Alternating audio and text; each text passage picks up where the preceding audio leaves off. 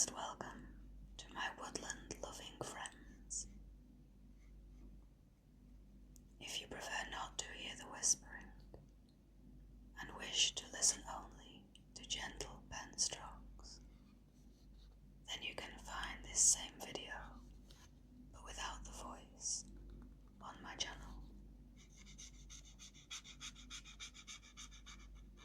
Come with me on an enchanting journey as we learn about this majestic fox through a softly whispered story about her life in the English Lancashire woods. You may find yourself so relaxed, so distant from the noise of modern life, that your eyes surrender to the comforting darkness, your mind drifting into magical woodland dreams.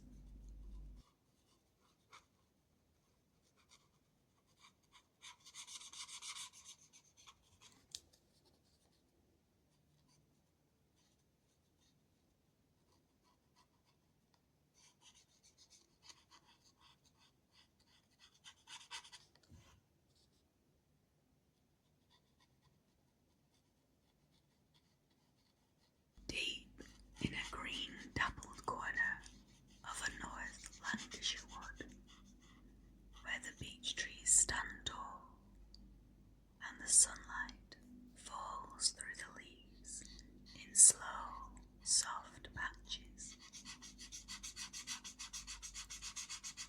there is a masterfully made shelter, made by intertwining sticks and twigs to form a frame, then packing out the gaps with mud, moss, and leaves of varying sizes.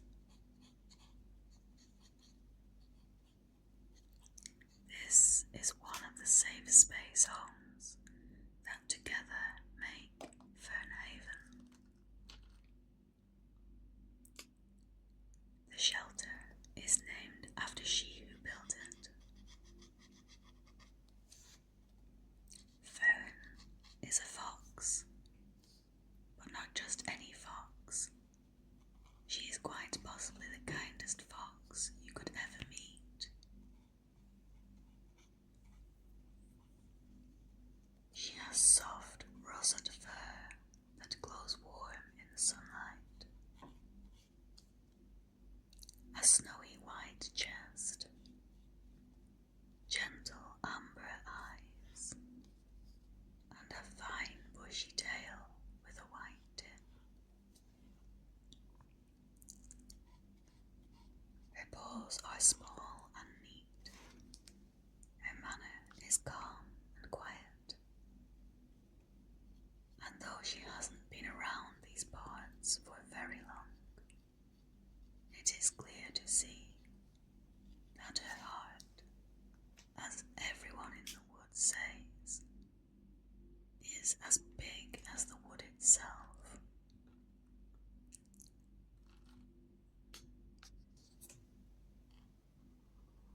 Fern is very clever. She builds the loveliest little homes,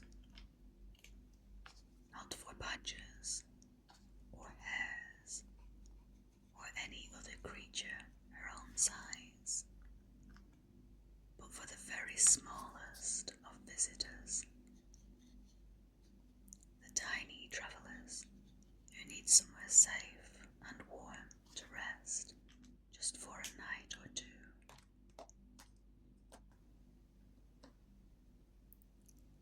A little vole from a distant meadow, a frog who has hopped a long way from his pond, a weary butterfly, a worried dormouse, a tired snail. All of them are welcome at Fernhaven.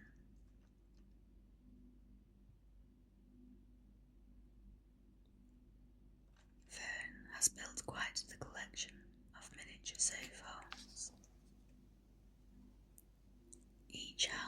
is different and not always something that Fern has built from scratch.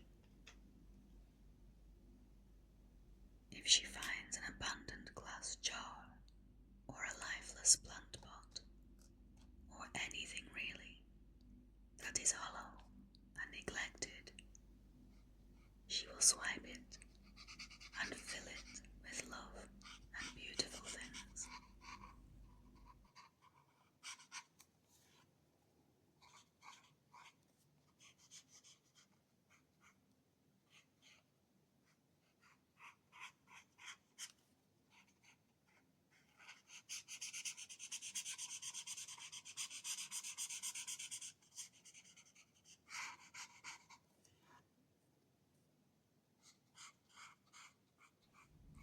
She even has a 3-story hotel-like structure made of 6 plant pots, one piled on top of another, forming a pyramid shape.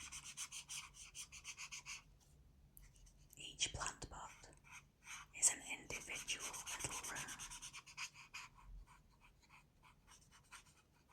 Right in the centre of Fernhaven is a structure that Fern is particularly fond of. She smiles with pride each time she walks past it. It is an old Victorian teacup. She had been out enjoying a dig one morning, and she had felt her claw scuff against something unusual. She had carefully investigated. Oh gosh, what a treasure to behold! The cup miraculously complete, beautifully crafted from thin bone china, had been delicately caressed and preserved by the earth around it.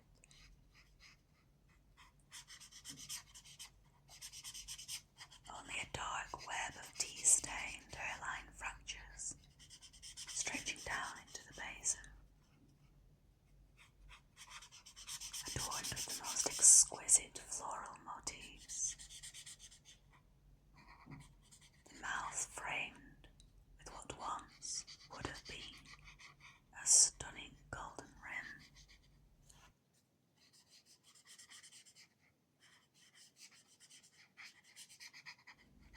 It was this teacup that inspired the creation of Fernhaven.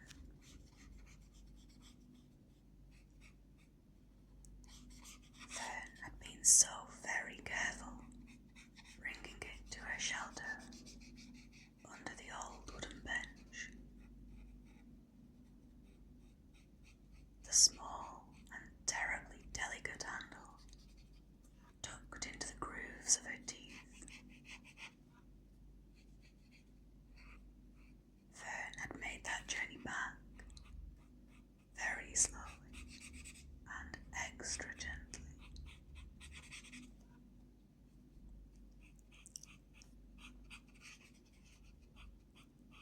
Back at her den, she had placed her wonderful find very softly in front of her bench onto the long-neglected forest path. For 2 whole days, she had done little with it, except to admire its charming beauty.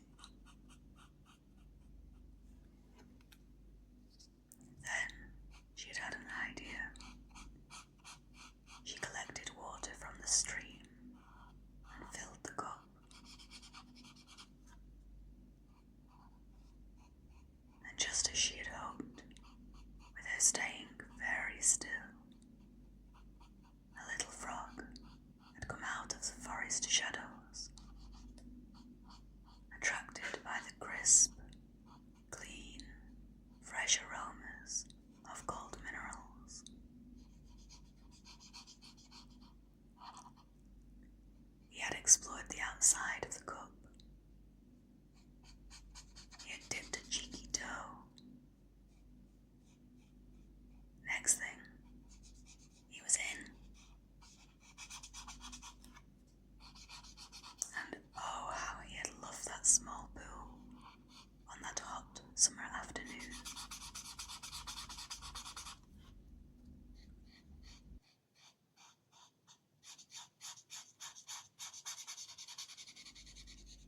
Fern decided to collect some tiny lily pads from a not too far cottage garden pond. She brought them home and placed them delicately into the cup. Now it was ever such a lovely space to welcome those cute, green, plump and glossy explorers.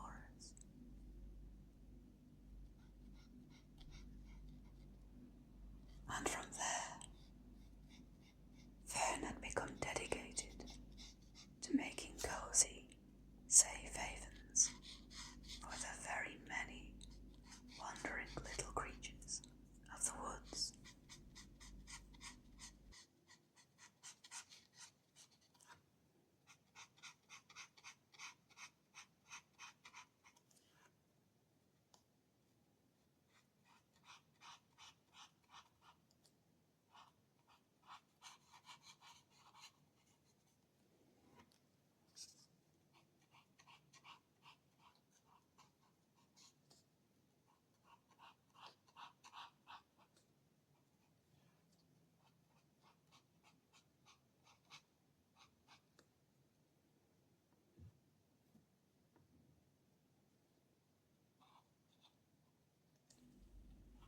Inside each house, there is furniture, each piece carefully crafted by Fern herself. The furniture legs are always made from matchsticks, sanded smooth and polished with a little beeswax.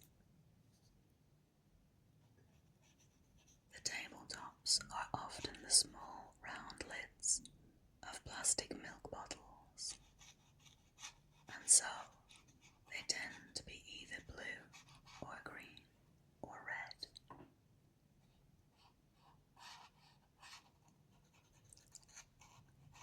The chairs. Oh, the chair in this particular accommodation is Fern's favourite. It came from a small human child's toy, which she found last week at the very edge of the wood. A small and all pink plastic car, half broken and abandoned in the long grass, forgotten by whoever had once loved it.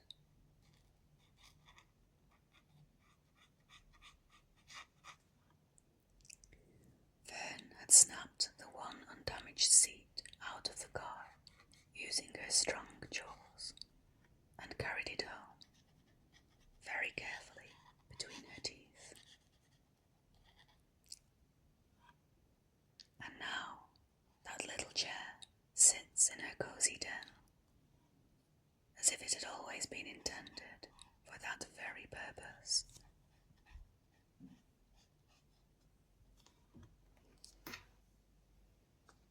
The bed is a matchbox tray, lined with sheep's wool she gathered from the hedgerows in spring. The pillows are soft pouches of thistledown, and the blankets, oh, the blankets are the most beautiful thing in the whole of Fernhaven.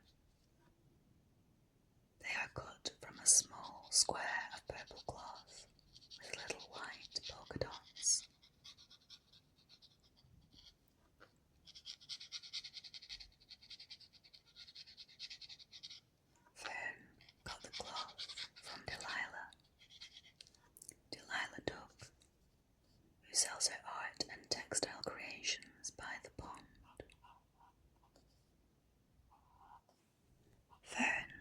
was visiting Delilah and having a look at her latest work.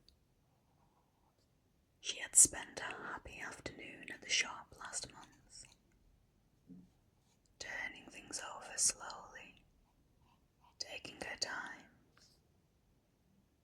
And there, slung over a couple of reeds of a cattail plant, she had spotted the polka dot cloth, purple with little white spots.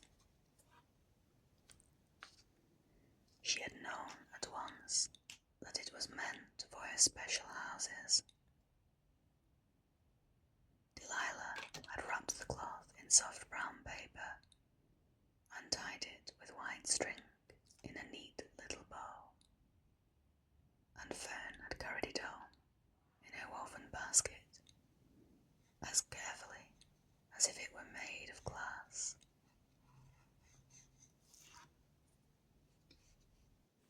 At home, she had cut the cloth into small squares and hemmed each one gently by bore with tiny careful stitches. And now, every one of her little houses has a polka dot purple blanket on its bed. They are, she thinks, the finest blankets in the whole wood.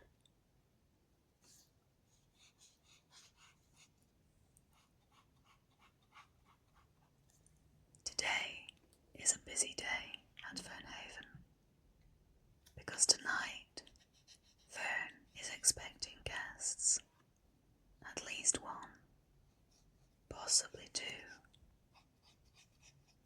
and seeing as she has just this morning completed her largest short stay home, she may be lucky and even get 3. Fern is looking forward to meeting whoever stops by. But first, she must go to the meadow, to Prickles' little vegetable stand, for she needs to bring back something to feed her guests. Fern collects her woven basket and steps out into the summer afternoon. And oh, what a lovely afternoon it is. The wood is a shifting mosaic of warm, slanted sunlight and cool, stretching shadows. The air is still and thick with the earthy, bulby scent of damp bark and crushed moss.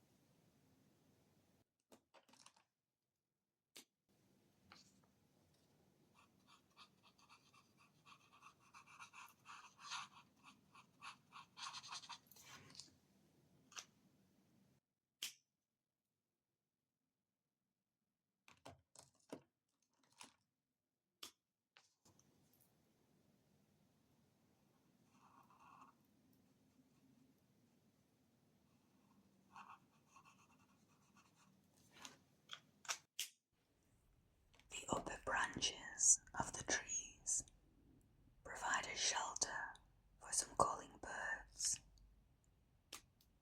while gentle shafts of gold pierce through the dense canopy,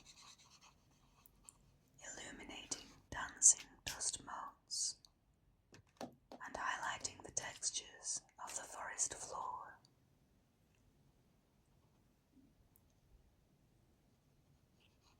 Fern walks slowly along the woodland path on her small, quick paws, past the tall foxgloves, past the wild raspberry canes, whose berries are beginning to ripen. Just a few red berries dotted about now.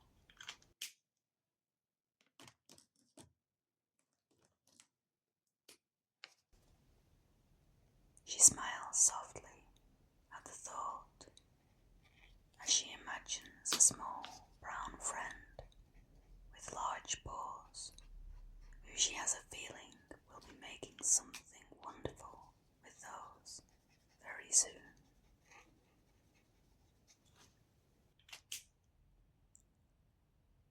Down through the ferns, past the mossy log where the woodlice live, past a small clearing where a beetle is trundling slowly through the grass on his own quiet errand,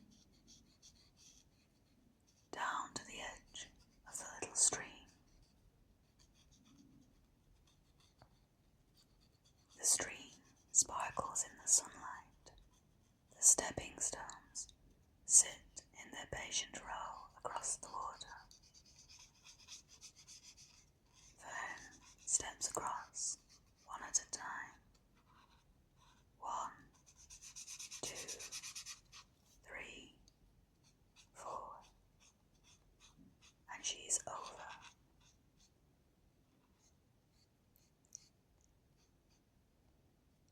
The meadow spreads out before her, wide and green and full of light.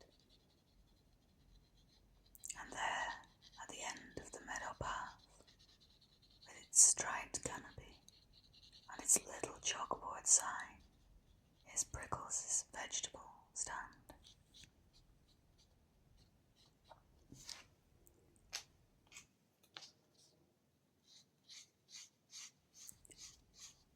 Prickles is there, arranging his radishes. He looks up and smiles as she approaches. "Good morning, Fern," he says softly. "Good morning, Prickles," she says back. "And how are you today?" "Very well, thank you," says Prickles. "A little sleepy, but very well." Fern smiles. She knows all about Prickles' early mornings.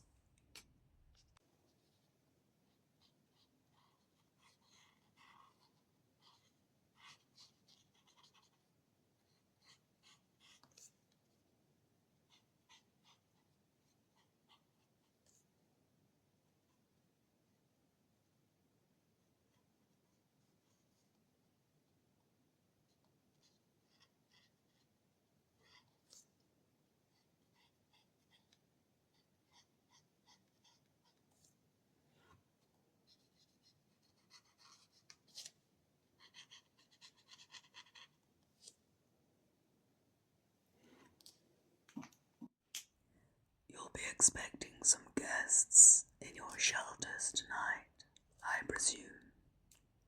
asks Prickles. "What with those dark, heavy clouds looming?" "Oh, yes, indeed. I do hope so," replies Fern. She spots Twitch, snoring with his mouth open, propped up against the end of the stand.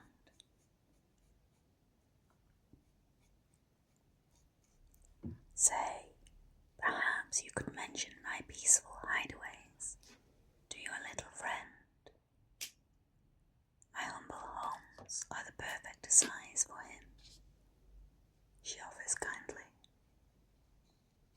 "Why, yes, of course," Prickles responds with a hearty smile. "So you'll be wanting the smallest and softest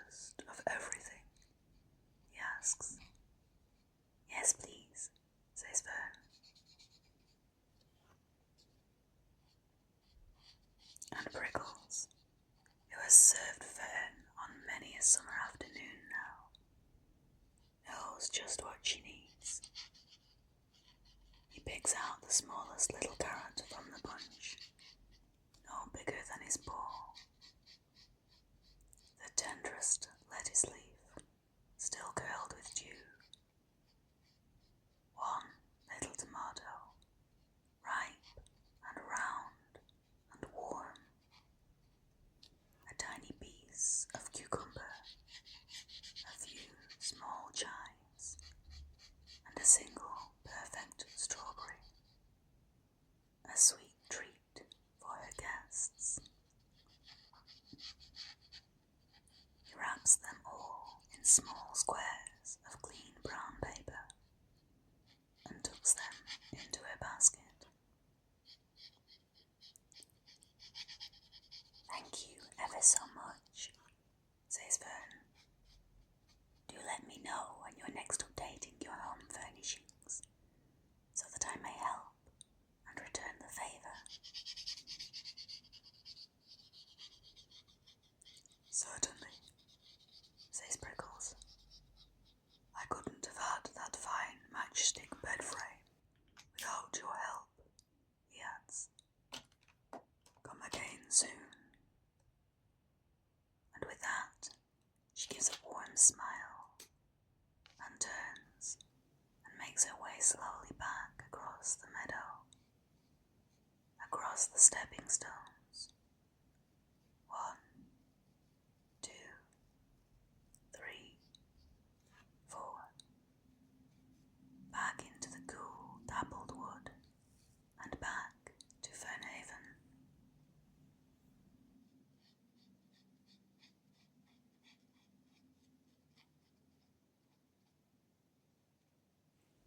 Outside her miniature homes again, Fern sets her basket down on the floor.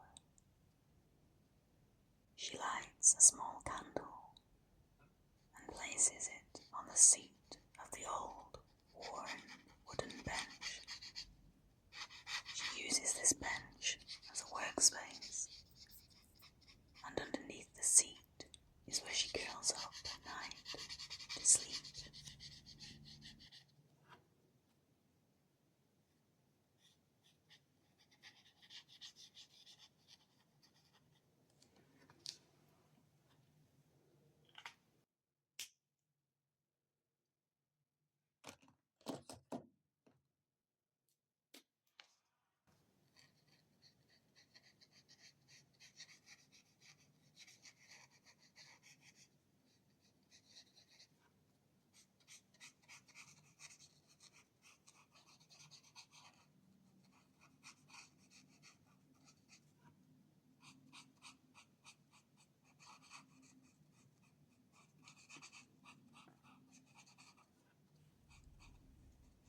But for now, one last job,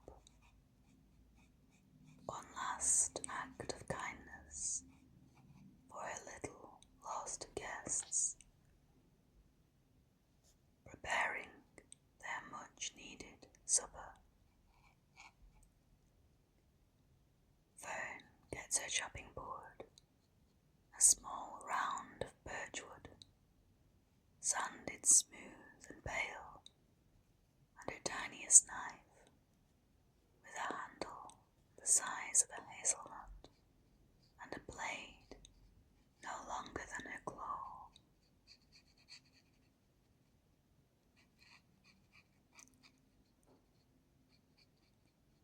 She unwraps the little carrot from its paper, and she begins to chop,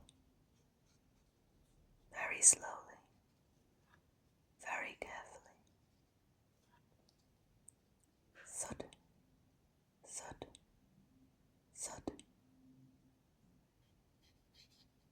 Each little piece, no bigger than a grain of rice, teeny orange strips, lined up in neat rows on the board. Thud, thud, thud. She sweeps them gently to one side with the flat of her knife. Then the lettuce leaf. She rolls it up like a tiny green scroll and and slices it into the finest, thinnest strands, little green ribbons, softer than silk. Then the tomato. She removes the seeds with great care and cuts the flesh into little cubes smaller than a raindrop. The cucumber into tiny paper-thin discs. The chives snipped into new microscopic green flecks with a pair of scissors.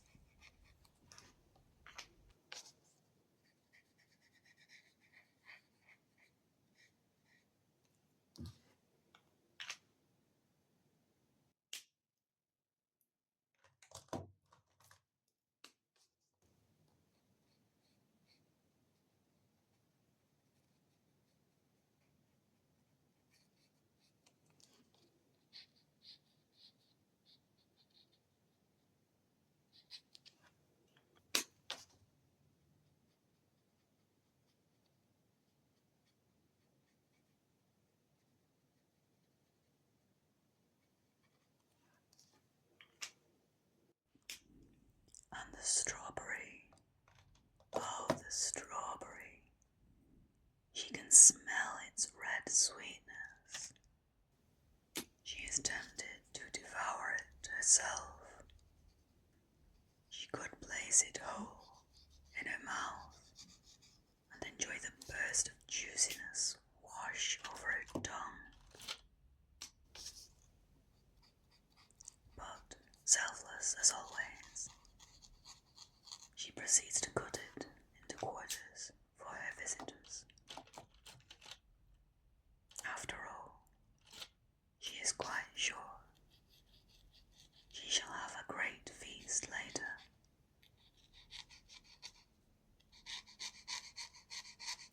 She chops 5 slices from each quarter,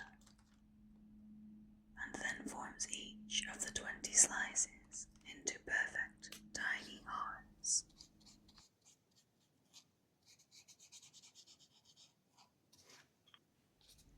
The scent of nature's finest foods rises around her, fresh and green,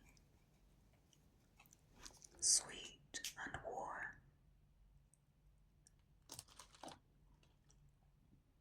Now, the final part of the preparation.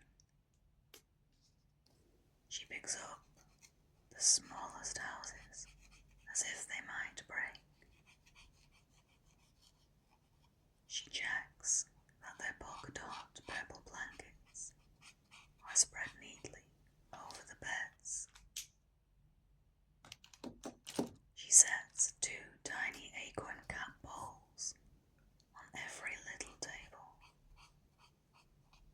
One filled with fresh water that she had collected from the stream this morning.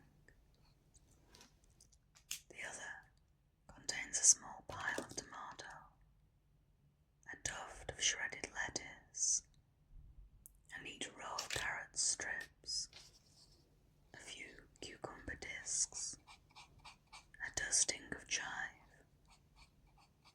and in the very centre of each dish, 2 little strawberry hearts.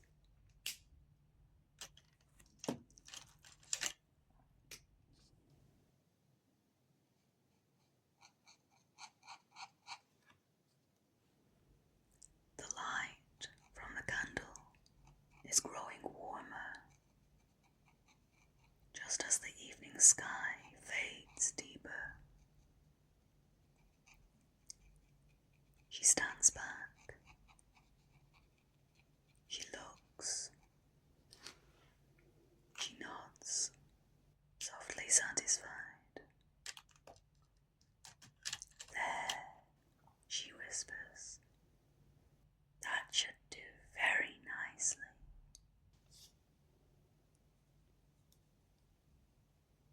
Her hard work is finished, and just in time. First, she feels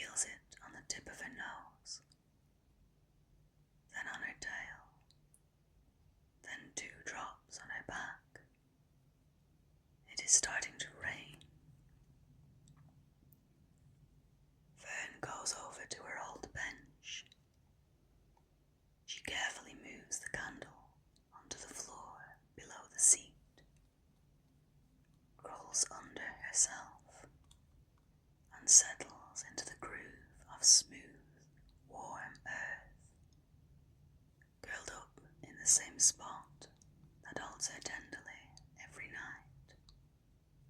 Under the shelter, she decides to read a few pages of her book. Creature Comforts, it says on the cover.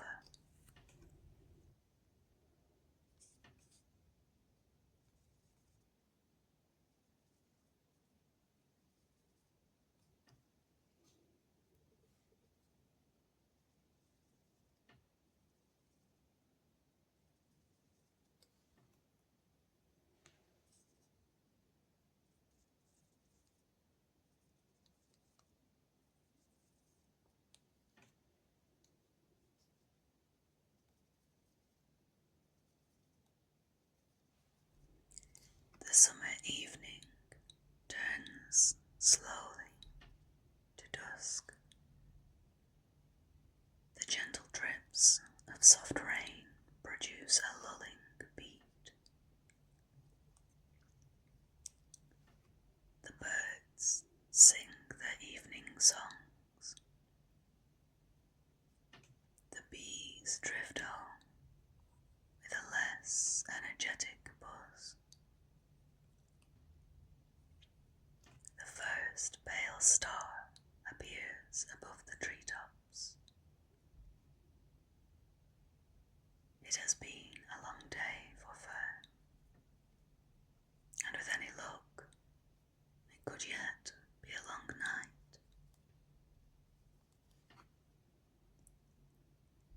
With her chin resting softly on her paws, her breathing slows, her amber eyes grow drowsy, but they stay open, just slightly, keeping watch.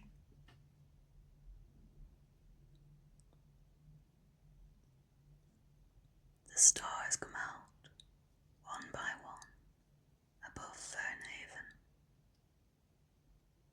An owl hoots far away in the wood.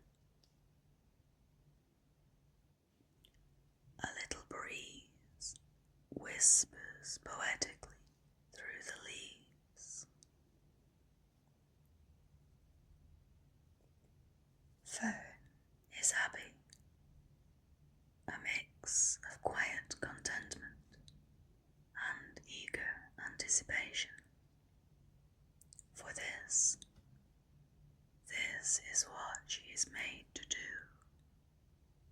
To be the kindness at the end of a long journey.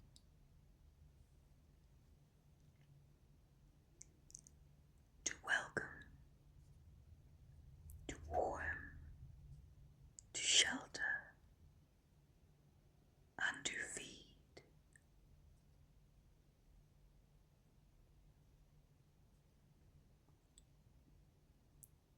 She closes her eyes, at last, just for a moment. The now faster rhythm of the rain tempting her into a deep sleep. She is warm. She is safe. She is loved. All is well at Fernhaven. Good night, sweet, loving fox.